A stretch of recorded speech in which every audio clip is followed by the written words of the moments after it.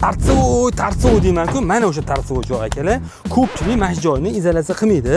Tashqarida mana kelayotgan to'g'ri shamol, issiq, sovuq mashit ko'radi-da, ichkarini issiq bo'lib ketishiga ta'sir qiladi.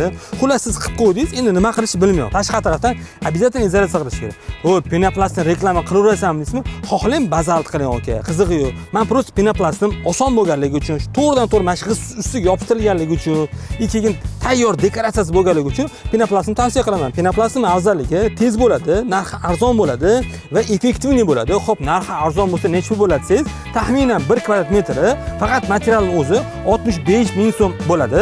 Usta haqqi yana plus $5, $4 bo'ladi. Qimmat mazmun kommentariyada o'zingiz fikringizni qoldirib ketasiz.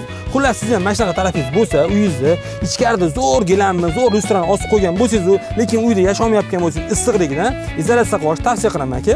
Pastda nomerlar qoldirgan, telefon qilasiz. Video ko'pchilik yetib borishi uchun like tugmasini bosib qo'yasiz.